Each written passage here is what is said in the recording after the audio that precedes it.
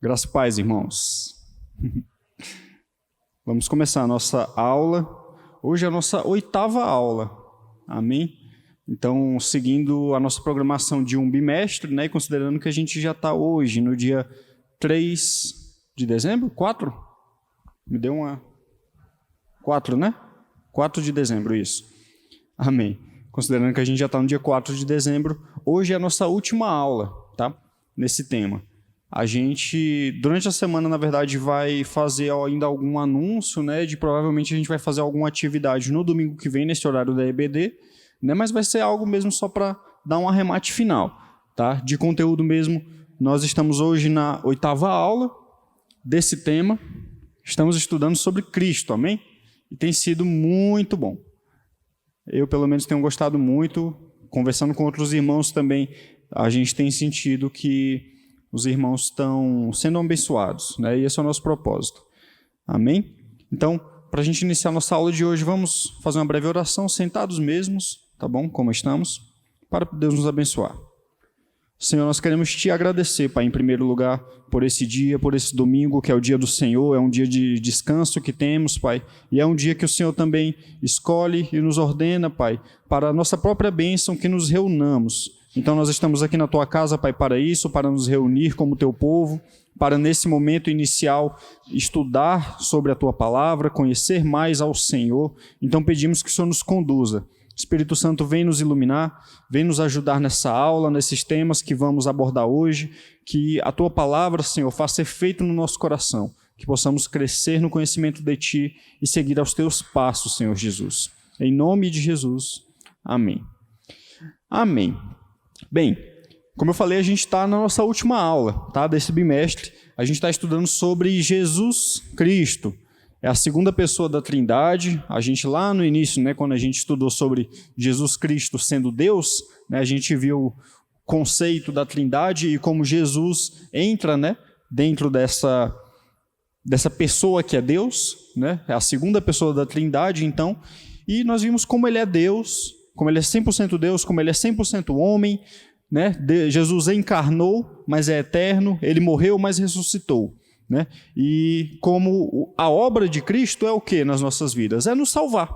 Né? Esse é o propósito, essa é a obra que Jesus, como Deus, faz por nós. Né? Mas, depois de todas essas semanas, né, esses 2 meses que estamos estudando sobre Jesus Cristo, né, para alguns irmãos, talvez no início, pelo menos, podem ter se perguntado, né, para que a gente precisa de uma EBD sobre um tema que é tão já prático da nossa vida. A gente sabe quem é Jesus. Né? Claro que quando a gente estuda mais a fundo, a gente descobre tantas outras coisas que a gente às vezes negligenciava, né, sobre Jesus Cristo. É por isso que é importante nós estudarmos sobre Jesus Cristo como antes, né, no bimestre anterior nós estudamos sobre o Espírito Santo. E para chegar nessa última aula, né, a gente precisa falar de uma coisa que é extremamente essencial, que sem ela, eu acho que nada do que a gente estudou até aqui, nada do que a gente viu até aqui, vai valer de nada.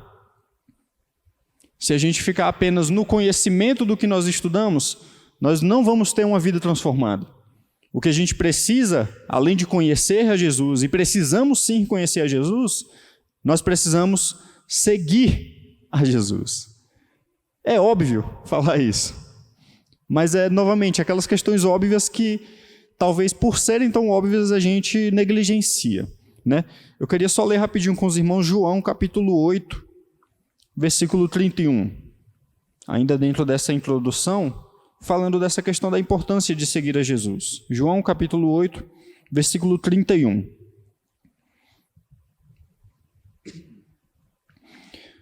Preste atenção. Então Jesus disse aos judeus que haviam crido nele. Já haviam crido em Jesus, já conheceram e já creram nele. Mas Jesus diz o seguinte: se vocês permanecerem na minha palavra, são verdadeiramente meus discípulos. Amém? Então, não basta nós apenas conhecer, apenas crer, o que já é bastante coisa, com certeza. Mas nós precisamos, para ser verdadeiramente discípulos de Jesus, precisamos permanecer nele. E aqui, né, nesse versículo que nós lemos, no final ele fala, né, sobre essa questão de seguindo os passos de Jesus, ele fala sobre discípulo. E aí, eu queria falar um pouquinho antes sobre discipulado. Amém? Discipulado é uma palavra muito importante. Todo mundo aqui já ouviu essa palavra? Discipulado? Creio que sim. Amém. Amém. Discipulado, ele vai tratar de uma coisa que é muito importante, né? Eu ouvia de um pastor conhecido meu, amigo meu, né, que ele falava: discipulado só acontece quando se tem o discípulo ao lado. É um joguinho de palavras, né? Discipulado. Você precisa ter o seu discípulo ao seu lado. É um joguinho de palavras que parece uma brincadeira, mas que ele já nos ajuda a entender o que é esse discipulado. Discipulado é andar junto, é estar juntos, é viver juntos, né? É seguir juntos, é seguir os passos de alguém, né? Andar ao lado de alguém seguindo os seus passos, né? E uma das últimas ordens, a última ordem que Jesus deixa antes de subir, para a gente lembrar dessa importância do discipulado, é o que está lá em Mateus, capítulo 29, versículo 19. Os irmãos conhecem também esse versículo, que Jesus diz o seguinte: uma das suas últimas ordens, né, antes dele subir aos céus. Portanto, vão e façam discípulos de todas as nações, batizando-os em nome do Pai, do Filho e do Espírito Santo. Amém? Então, fazer discípulos é algo que Jesus nos ordenou, não é uma opção, não é algo assim, se a gente quiser, se a gente, entre aspas, tiver habilidade, Douglas, porque não, isso aí é coisa para o pastor fazer, isso é coisa para um líder fazer. Jesus deixou essa ordem para todos os seus discípulos. Amém? Então, nós devemos fazer outros discípulos. E aí a gente tem um livro que eu estava lendo, que eu estou lendo ainda, né, do Jonas Madureira, O Custo do Discipulado. Ele traz esse conceito, esses dois sentidos para essa palavra discipulado, né, que é o ato de seguir a Jesus e também é o ato de ajudar alguém a seguir Jesus. Isso aqui ele fala muita coisa para a gente já, né? Seguir a Jesus não é algo que a gente faz sozinho. Jesus não salvou você individualmente. Jesus não me salvou individualmente. Jesus salvou um povo, salvou a igreja. E nós fazemos parte da igreja. Então, crente que está andando sozinho, fala: não, eu estou seguindo a minha caminhada com Jesus aqui, só eu e Deus. É perigoso. Tá? Não vou dizer que ele está desviado, que ele está 100% errado. Pode ser que em algum momento da vida ali ele está passando por uma situação muito extraordinária, muito diferente, que está sendo assim. Mas não é para ser assim, né? Nós devemos andar juntos. E o discipulado é isso, é o ato de seguir a Jesus e ajudar outros a seguir a Jesus. Nós imitamos a Jesus, como Paulo diz, né? Eu imito a Jesus, então me imitem. Sede meus imitadores, sejam meus imitadores como eu sou de Cristo. Isso é discipulado. Amém? Então, eu coloquei aqui na gravura, não sei se ficou um pouco pequena, tá? Nessa imagem, mas lembrando desse aspecto importantíssimo também de seguir a Jesus. Tem aqui uma imagem, né? Jesus à frente, tem diversas pessoas seguindo, um ao lado das outras, cada um também com a sua cruz. Amém? Então, para a gente entrar nesse tema agora sim, né, depois dessa preparação de falar sobre o que é o discipulado, o que é seguir a Jesus, a gente vai aprofundar um pouquinho. Eu quero ler um texto e aí eu quero que todo mundo abra as suas Bíblias, tá? Em 1 Pedro, capítulo 2. A gente vai ler um texto de 8 versículos. 1 Pedro, capítulo 2, a partir do versículo 18. Acompanhe essa leitura comigo, porque tem muita coisa importante para nós aqui dentro desse aspecto. Tá? Foi o apóstolo Pedro, né, na sua carta, escreveu isso. Então, em 1 Pedro, capítulo 2, a partir do versículo 18.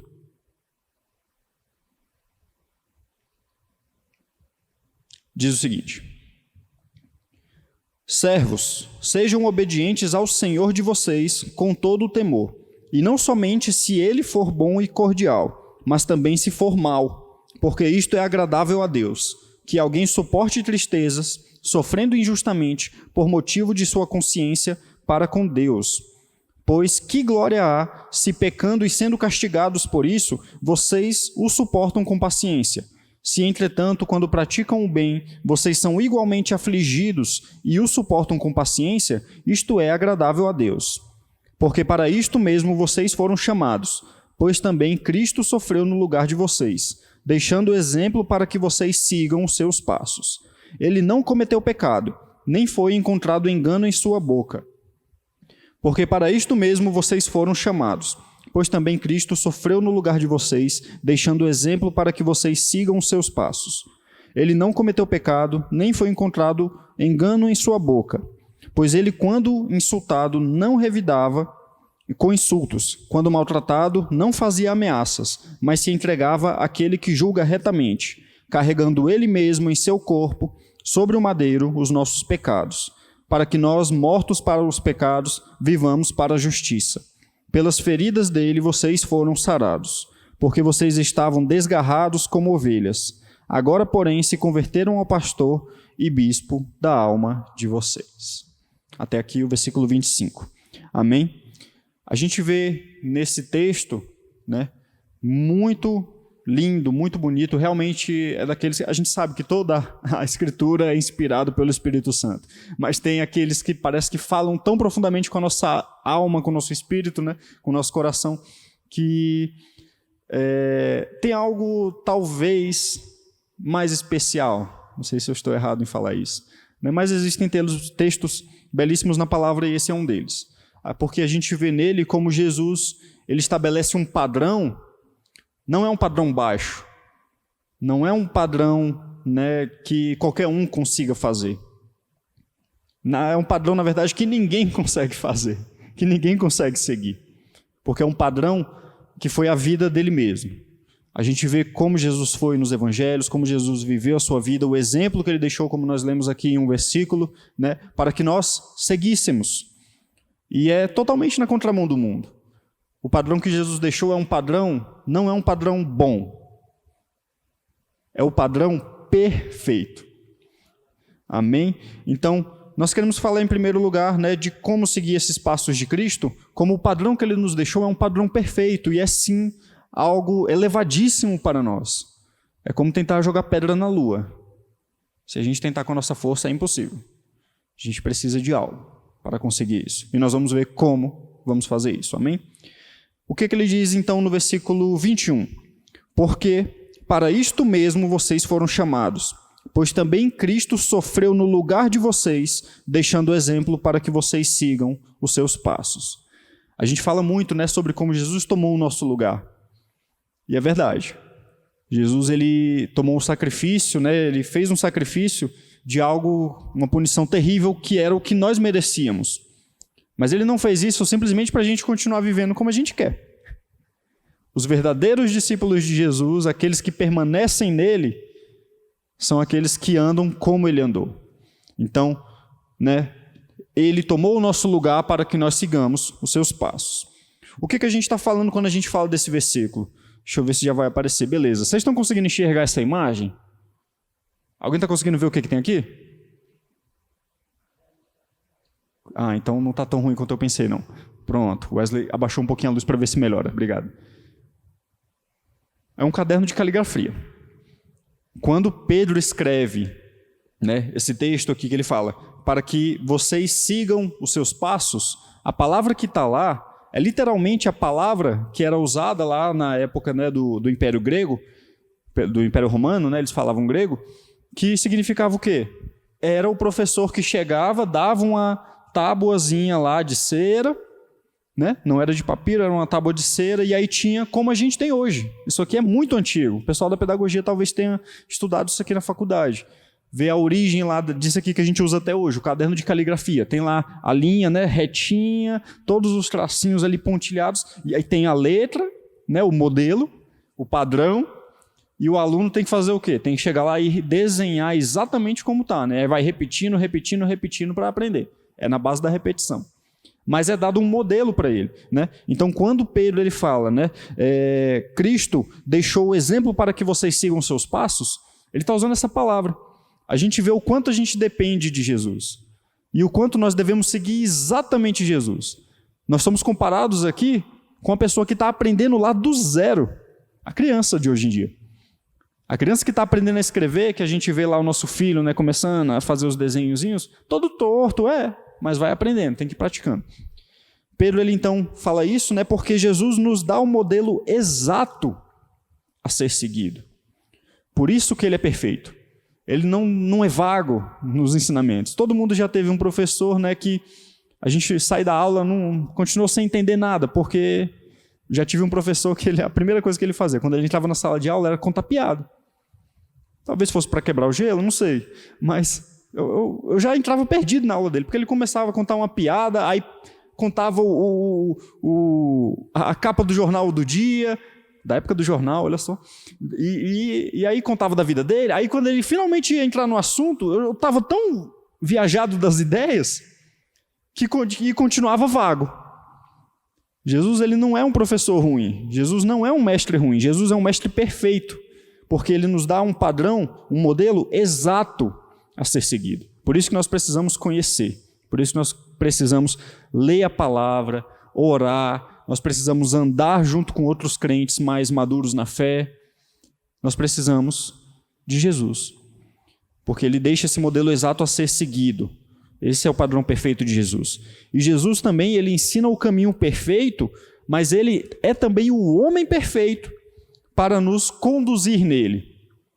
Lembra aí também, ainda nessa figura aí do caderno de caligrafia, né? Já era assim também lá na época dos apóstolos, na época de Jesus.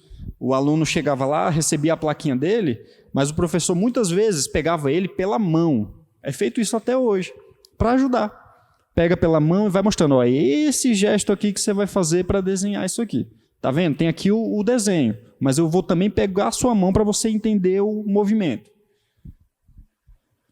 Jesus, ele não fica só no vai lá. Isso não é seguir Jesus. Jesus fala, vem comigo. Como é que ele chamou cada um dos seus discípulos, né, e dos apóstolos? Ele chegava e só falava, vamos, me segue. Senhor, eu estou aqui fazendo isso aqui. Ah, não, se você está preocupado com o que está ficando para trás, só vem e segue, me segue, vem. E Jesus ia ensinando, conduzindo, mostrando, e ele faz isso até hoje. Jesus, então, ele nos ensina o modelo perfeito, mas ele é o homem perfeito para tanto nos ensinar quanto para nos conduzir. Né? É aquela figura do chefe versus o líder. Né? O chefe fala, como a gente já brincou aqui, né? O chefe fala, vai lá e faz.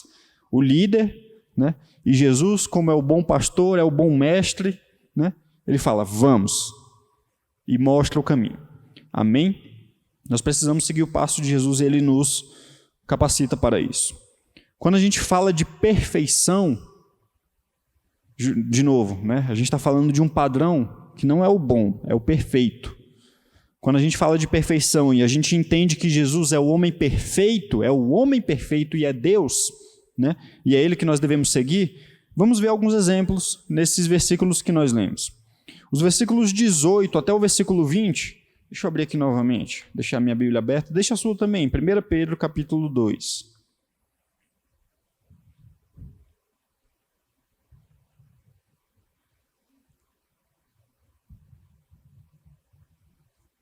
1 Pedro capítulo 2.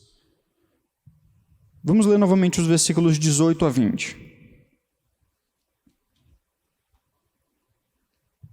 Servos, sejam obedientes ao Senhor de vocês com todo o temor, e não somente se ele for bom e cordial, mas também se for mau, porque isto é agradável a Deus, que alguém suporte tristezas, sofrendo injustamente, por motivo de sua consciência para com Deus. Pois que glória há, se pecando e sendo castigados por vocês, por isso, vocês o suportam com paciência. Se, entretanto, quando praticam o bem, vocês são igualmente afligidos e o suportam com paciência, isto é agradável a Deus. Pedro aqui, né, ele escreve né, essa carta, que chegou até nós hoje, né, falando de suportar sofrimentos, seguindo a Jesus, de abrir mão, né, do senso de direito, de autojustiça, de que não, eu mereço, isso é meu, a pessoa está me tratando mal, isso não está certo. Ele fala, suporte. Se você tem um patrão, ele fala com servos aqui, né?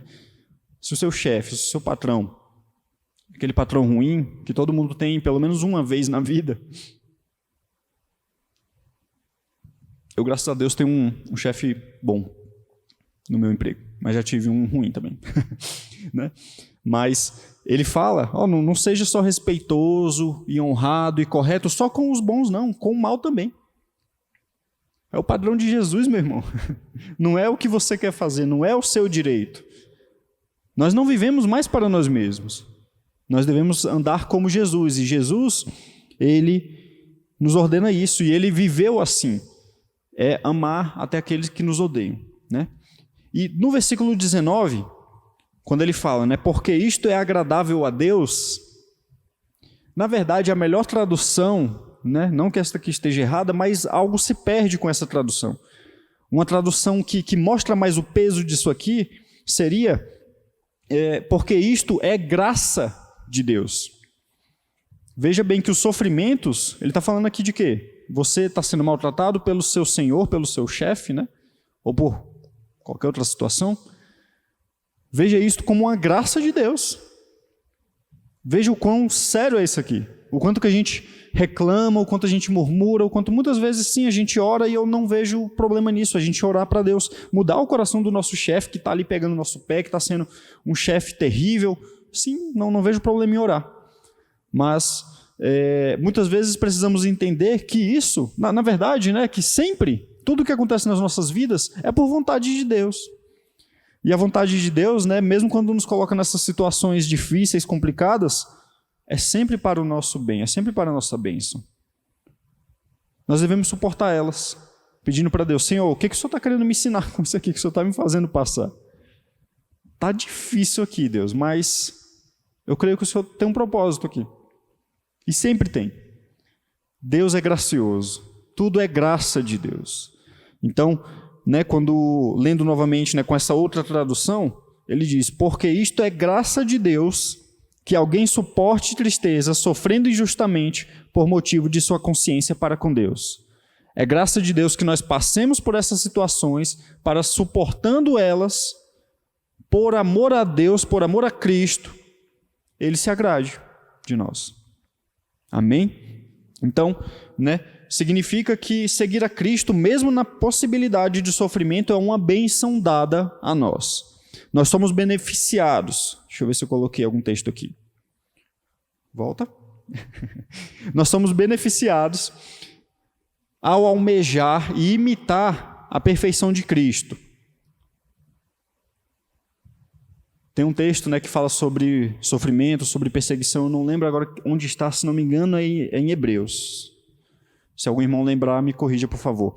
Mas quando ele fala, né, vai falando sobre os mártires, as pessoas que estavam sofrendo ali por amor a Cristo, né? E ele, em certo momento, ele fala, o mundo não era digno deles. Hebreus? Isso. Obrigado. Meus irmãos, quando nós sofremos por amor a Cristo, é porque, como Jesus mesmo falou, né? O mundo nos odeia. Se o mundo odiou a Jesus, o que ele vai fazer com os seguidores de Jesus? Vai odiar. Por isso, eu sempre tento estar ligado assim, um alerta assim na minha mente, na minha consciência, né? Será que eu estou sendo amado pelo mundo? Pelas pessoas mundanas, pelas pessoas ímpias? Não estou falando que nós devemos fazer elas nos odiarem. Mas a gente sabe que quando a gente vive segundo um padrão de Deus que entra em confronto com o padrão do mundo, essas pessoas não vão gostar de nós. Vão falar, não... Fulano se acha porque não bebe, porque não faz isso, porque não vai para a noite. Ele se acha, a gente convida ele não vem, é porque ele se acha. O mundo deve nos odiar.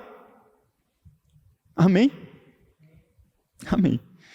E, olhando então para a perfeição de Cristo, vamos olhar alguns aspectos que a gente leu nesses versículos. Em primeiro lugar, no versículo 22. Jesus não cometeu pecado. É exatamente assim como diz lá. Ele não cometeu pecado. Esse primeiro trechinho do versículo 2. Nos seus últimos dias, olha só como é importante a gente ver, né? Porque a gente fala, não, fulano me acusa porque ele não gosta de mim. Estou sofrendo uma injustiça porque o fulano está me perseguindo, mas é porque ele não gosta de mim. Ele está falando mentiras contra mim e muitas vezes isso acontece. Mas no caso de Jesus, até aqueles que o levaram à morte e que estavam ali naqueles últimos momentos dele, olharam para ele e falaram, esse homem é inocente. Olha só, Judas Iscariotes, por exemplo, né? Esses homens, né, pessoas relacionadas à sua morte, à morte de Jesus, reconheceram essa inocência e santidade. Como, por exemplo, Judas Iscariotes, em Mateus capítulo 27, versículo 4, o próprio traidor, depois que cai em si, né, percebe o que havia feito, ele volta lá no sumo sacerdote, né, quer oferecer o dinheiro de volta para libertar Jesus, não sei o que ele queria fazer lá, né, e ele diz, pequei traindo sangue inocente. O próprio homem que o traiu reconheceu depois que ele era inocente. A gente vê também o ladrão na cruz, um homem criminoso, né, que claro, ali naquele momento alcançou graça de Deus, né, Deus estendeu a sua graça sobre ele. Ele fala, né, em Lucas 23, 41, um dos dois, né? O ladrão na cruz diz, mas este não fez mal nenhum. Ele fala, né, ó, eu e você, ele falando para o outro ladrão, nós estamos aqui porque nós merecemos, a gente é criminoso mesmo. Agora esse aqui, ele não fez nada. É inocente. E a gente vê também Pilatos, o homem que o entregou à morte, que o condenou. Ele tinha, né, como ele mesmo falou, eu tenho o poder para te libertar. Você não vai falar nada? Acaba condenando, né? Porque Jesus fala para ele, responde para ele, toda a autoridade que você tem foi o meu Pai que te deu. Então, seja feita a vontade do Pai, né?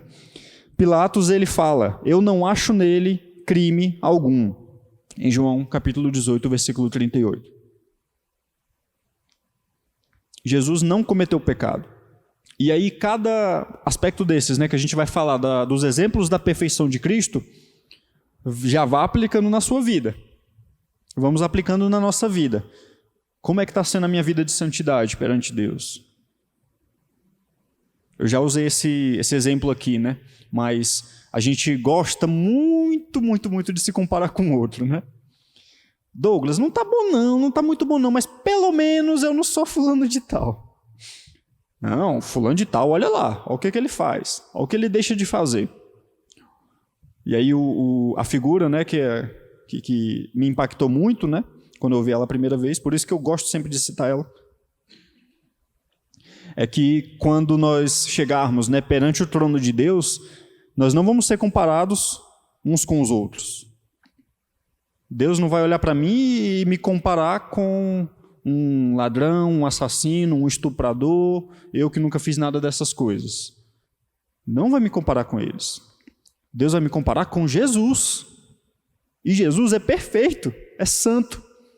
É por isso que quando eu chegar lá na frente, né, do trono de Deus, perante Deus, não vai ser pelos meus méritos, não vai ser pela minha força, me comparando com outro, não. Eu vou chegar lá perante Deus, espero, né, irei chegar lá, né, perante Deus afirmando, Senhor, sim, eu era pecador, eu fui pecador, porém eu sou justificado é por Cristo. E na verdade o próprio Deus já vai falar isso. É pela obra de Cristo, é Ele que me santifica e eu tenho andado, e eu andei nos caminhos dEle, nos passos dEle. Mas é por Ele, é 100% por causa dEle, é Ele que me salvou, e é Ele que o Senhor está olhando aqui, não sou eu. Amém? Então, devemos ser perfeitos na santidade, como Jesus foi. Outro exemplo, Jesus era perfeito nas palavras. Ainda no versículo 22, na segunda parte dele, nós lemos o seguinte: nem foi encontrado engano em sua boca. Jesus, nas suas palavras, ele foi perfeito. Ele fala de uma maneira pequena, ali, curta, né? Como a gente fala, né? Curta e objetiva, curta e grossa. Ele não fica, né, prolongando. Não, Jesus não falou aquilo, falou só isso, não é que ele falou. Não foi encontrado engano na sua boca. Isso aqui já é abordando tudo. Jesus, ele nunca falou nada de errado. Tudo que Jesus falou foi bom, foi justo, foi verdade, foi correto. E assim devemos ser também. Ele sempre fala a verdade. Deixa eu ver se eu coloquei aqui. Vai anotando essas referências. João 8,40. A gente vê como Jesus sempre falava a verdade. Só que Jesus, né, se você ler depois, você vai encontrar Jesus falando, né, com pessoas que estavam confrontando ele, né, naquele momento do seu ministério em que ele estava sendo já rejeitado, né? Ele fala, eu estive entre vocês e eu sempre falei a verdade a vocês. É por isso que vocês me odeiam? Porque eu falei a verdade? Enfim. Jesus sempre falou a verdade, e as acusações contra Jesus no seu julgamento sempre se mostraram falsas, lá em Mateus, né? Em Marcos, capítulo 14, versículos 56 a 59, mostra, né, como os inimigos de Jesus, os sacerdotes, escribas, os fariseus, né, eles buscavam pessoas para apresentar um falso testemunho contra Jesus, dizendo, Jesus fez isso, fez aquilo, mas todas essas acusações se mostravam falsas, porque Jesus foi perfeito nas suas palavras. Amém? Então, novamente, aplique na sua vida. Como é que tem sido as nossas palavras? Isso aqui já puxando o gancho para o próximo exemplo, né? Vamos entrar logo nele, né? Mas a gente fala muito, né? Não, Douglas, tudo que eu falo, tá bom, eu tenho até conseguido acertar. O problema é quando alguém me provoca. Aí eu acabo estourando, soltando uma, né? Comigo assim, tomou, levou, né? E isso aqui fala das nossas reações. Jesus foi perfeito nas suas reações também. Nas suas reações. Pensa só no que eu estou falando. A gente usa muito como desculpa, né? Que Douglas foi para nós mesmos, na verdade, né? Quando eu falo assim, Douglas, às vezes porque eu faço muito isso. Ainda faço isso, ainda preciso ser liberto disso, né?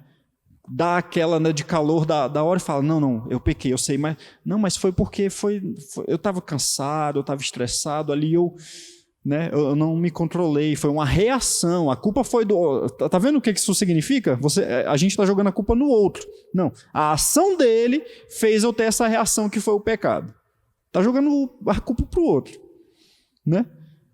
Mas, novamente, Jesus foi perfeito nas suas reações. O que é que diz no versículo 23? Pois ele, quando insultado, não revidava com insultos. Quando maltratado, não fazia ameaças, mas se entregava àquele que julga retamente. Jesus era alguém que tinha o domínio próprio, um fruto do Espírito Santo. Nós que somos seguidores de Jesus, somos discípulos de Jesus, precisamos ter isso também. É o controle, né, que a gente reconhece o nosso pecado, porque a nossa reação não é por causa do outro. É por causa do pecado no nosso coração. O problema não é o outro. O problema é sou eu. O problema somos nós mesmos. É o pecado que ainda está no nosso coração e que nós devemos lutar. Que Deus nos dê graça. Mas, né, aquela reação incontrolável, então, né, a um estímulo negativo, a gente usa como desculpa. Não, é porque realmente ali foi algo muito ruim que aconteceu, alguém levantou um pouquinho a voz comigo, eu levanto mesmo. Não. Não era assim que Jesus fazia. E não é esse o padrão perfeito que ele deixa para nós. No nosso mestre, nós temos o exemplo a seguir de alguém que possui autocontrole e que reage com paz e misericórdia. Como Jesus, né? Se você não prestou atenção no finalzinho do versículo, eu vou ler novamente. Mas se entregava àquele que julga retamente. Jesus se entregava na mão de Deus. Nós devemos fazer isso, porque, novamente, né, aquele senso de autojustiça. Não, fulano foi injusto comigo, eu tinha que sim me fazer valer, tinha que me defender. Meu irmão, deixa Deus te defender, deixa Deus olhar a situação e no momento certo, caso assim seja, aquilo ali ser esclarecido, confia, fica em paz e continue a amar, continue a respeitar, a não insultar aqueles que te ofendem. Foi isso que Jesus fazia, era isso que Jesus fazia, é isso que nós devemos fazer. Devemos nos colocar na mão de Deus. Outro exemplo da perfeição de Cristo é que Jesus ele foi perfeito no seu amor sacrificial. Versículo 24, acompanhe aí comigo. Carregando ele mesmo em seu corpo, sobre o madeiro, os nossos pecados, para que nós, mortos para os pecados, vivamos para a justiça. Pela ferida dele, vocês foram sarados. Ecoa muito Isaías, né? Esse finalzinho aqui principalmente. Pelas feridas de Jesus, nós somos sarados, né? Isso aqui demonstra um amor que ele mostrou ali por nós em toda a sua vida, não apenas na sua morte, né, mas em toda a sua vida, por deixar um modelo para nós, deixar um padrão para nós, e ao morrer, aquela morte terrível, Jesus ele mostra o seu amor sacrificial. A gente vê Jesus se sacrificando, né, quando a gente vê, por exemplo, né, versículos que falam lá, né, Jesus estava cansado, Jesus se retrai ali para ter seu momento de oração para com Deus, para recarregar suas energias, para ter um momento de descanso, mas aí as pessoas seguiam ele. Jesus olhava e falava: não é hora de descansar. Essas pessoas estão como ovelhas sem pastor, elas precisam de um pastor, elas precisam de mim. Então, Jesus ali naquele momento levantava e voltava a ensinar as multidões. Jesus ele se sacrificou durante toda a sua vida, né, aquele seu período todo de ministério, e o sacrifício, né, supremo na sua própria morte, né, que ele se entregou, foi crucificado, a pior morte que havia na época. Ele mostrou esse amor sacrificial. É claro, né, novamente, quando a gente pensa em nós mesmos, como é que eu tenho sido no meu amor sacrificial? É claro que a gente não responde pelo pecado dos outros, né? Nós, como igreja, temos sim uma responsabilidade uns com os outros, como membros, né, de acompanhar a vida do irmão, de se deixar ser acompanhado também, né? Lembra da questão do discipulado? É seguir a Cristo e ajudar outros a seguir Cristo. Então, nós temos essa responsabilidade uns com os outros de, em amor, exortar, instruir, corrigir. Nós não podemos ver o irmão nosso pecando e deixar assim. O irmão vai achar chato, vai. Se ele quiser continuar no pecado, ele vai. Mas é nosso dever, como crentes, como cristãos, como membros de uma igreja local, nós temos essa responsabilidade uns com os outros. Mas, claro, né, não somos nós que lavamos o pecado do outro. Nós apontamos o caminho, Cristo. Cristo faz isso, né? Mas o amor, né, o amor de Cristo, esse exemplo que ele deixou para nós, é o amor que nos leva a sacrificar a nossa própria vida, desde que isso signifique a bênção do outro. É isso que a gente vê, né, que a gente faz quando a gente estende uma mão amiga, algo simples quanto, às vezes, tá vendo o irmão, né, cumprimentou ele, deu um graça e paz, apertou a mão, abraçou. E aí, meu irmão, como é que tá? Começa a conversar com ele. De repente o irmão se abre, naquele amor ali, né, naquele abraço, naquele momento de comunhão, de repente feridas estão sendo tratadas. O irmão começa a confessar algum pecado, né? A gente demonstra isso então através de uma mão amiga, quando a gente ouve sobre os sofrimentos do próximo, como falamos aqui, né? É um sacrifício, sim, muitas vezes, a gente ouvir, claro, né? Responder de acordo com o que Jesus nos ensina, com o que Jesus já tem nos abençoado, vamos abençoar o próximo. Quando a gente doa os nossos bens aos necessitados, quando a gente mostra o caminho a seguir. Novamente, né? Deixa eu colocar aqui, ver se tem isso. Né? Devemos seguir o exemplo de Cristo no amor que nos leva a sacrificarmos nossa própria vida, desde que isso significa a bênção do outro. Né? Podemos fazer isso dessas diversas maneiras e de muitas outras, tá? O que é a essência aqui é que nós devemos tirar os nossos olhos do nosso próprio umbigo. Olhar para o próximo, olhar para o nosso irmão, porque a gente muitas vezes pensa, né? Eu sofro tanto, eu sofro tanto, eu sofro tanto, eu. Sofremos. Mas no ato também de compartilhar os sofrimentos dos outros e abençoar os outros, muitas vezes também nós somos curados. Amém? E isso, novamente, é o que significa o discipulado. Seguir a Cristo e ajudar o outro a seguir também. E, por último, nós temos um último exemplo da perfeição de Cristo, que Cristo, né, Jesus foi perfeito como pastor e bispo. Versículo 25 diz o seguinte: porque vocês estavam desgarrados como ovelhas, agora, porém, se converteram ao pastor e bispo da alma de vocês. Quando, nesse versículo, né, Pedro, então, conclui essa sequência aqui de instruções, de ensinamento, de relembrar a nós a importância de seguir a Cristo, né? Ele conclui apresentando Jesus como pastor e bispo da nossa alma. Jesus, então, é aquele, né, que nos protege, é aquele que nos supervisiona.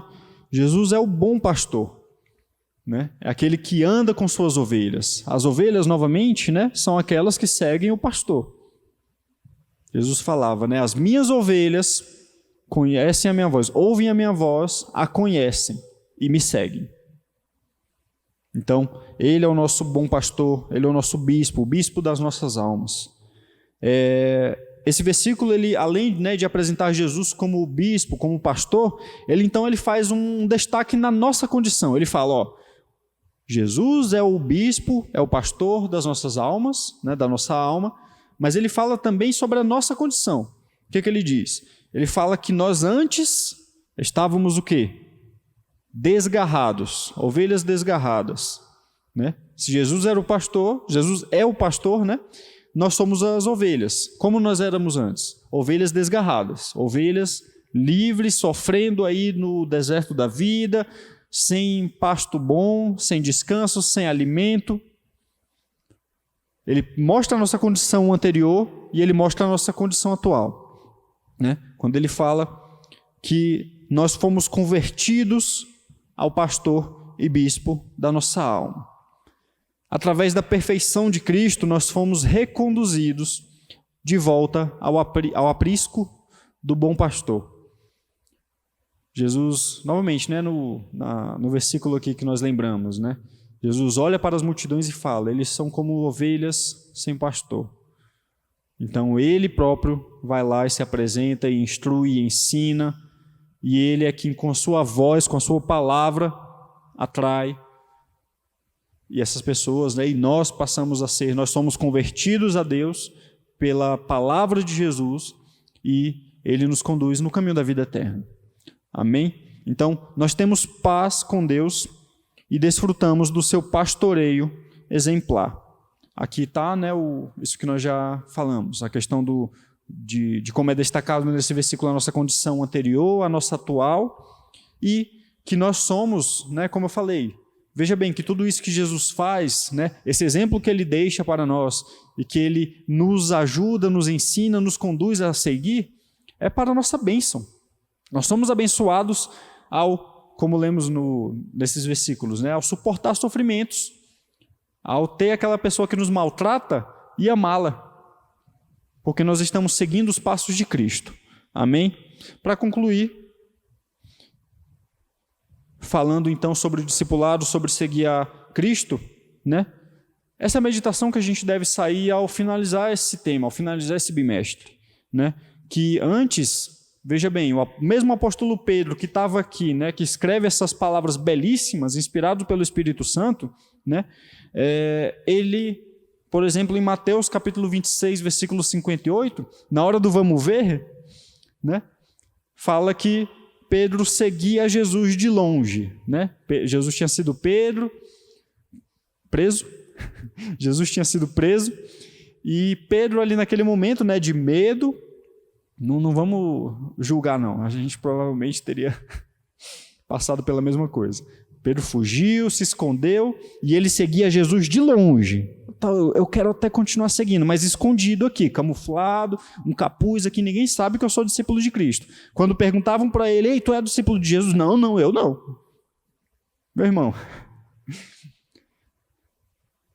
a igreja passará por momentos difíceis. Eu não falo isso por questão de momento atual. Estou falando porque a palavra já diz isso. É previsto que a igreja passará por perseguições e que os discípulos de Cristo deverão estar firmes na palavra dele. Então, veja bem, né? Isso aqui é uma palavra de esperança para nós. Quando eu relembro, né, como Pedro se comportou ali, esse mesmo homem que escreveu essas palavras, né? E a gente lembra também do homem rico, né? Que quando ele foi confrontado por Jesus naquilo que era precioso para ele, no coração dele, não no material, porque as riquezas que ele não quis abrir mão delas, né? É porque no coração era o ídolo dele. era a segurança, era a riqueza, era o conforto, né? Ele não quis seguir Jesus. Pedro, naquela hora, não quis seguir Jesus, né?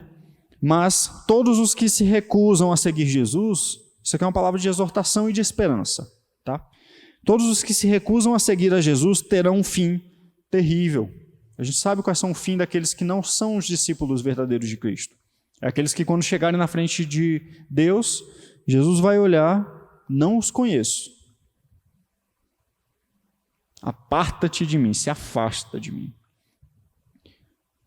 É um destino terrível. Mas, né, nós, verdadeiros discípulos dele, e aí é nosso dever continuar se certificando disso, em oração, em temor a Deus, em buscar o Senhor, em andar nos caminhos dele, né?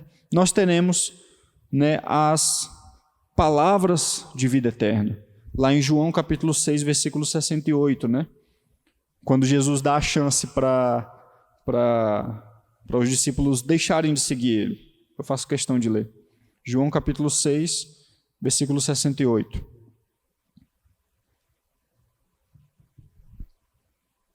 Vou ler a partir do 66. Diante disso, muitos dos seus discípulos o abandonaram e já não o seguiam. E já não andavam com ele. Então Jesus perguntou aos 12, será que vocês também querem se retirar? Essa é a pergunta para nós hoje. Diante disso, da gente ver o que é ser discípulo de Jesus, o que é seguir a Jesus, qual é o exemplo, o padrão que ele nos deixa, é um padrão elevadíssimo, é um padrão perfeito. Diante disso, vamos se fazer essa pergunta hoje. Quero me retirar? Quer pedir para sair? Jesus perguntou, né? Vocês querem se retirar? Simão Pedro, versículo 68, respondeu: Senhor, para quem iremos? O Senhor tem as palavras da vida eterna. Isso aqui era um coração que já estava sendo tratado pelo Espírito Santo. A gente vê como ele depois ele tem seu momento ali de erro, né, em que ele se esconde, mas a gente vê como no final ele volta, né? Isso demonstra que ele era um salvo. Só Jesus tem as palavras de vida eterna. Meu irmão, é difícil seguir o caminho? Muitas vezes. O caminho de Jesus, ele não é para todos.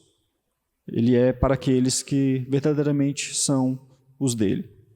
Mas nós que permanecermos, temos isso, as palavras de vida eterna. Apenas nele é que nós vivemos, nos movemos e existimos, conforme Atos 17, 28.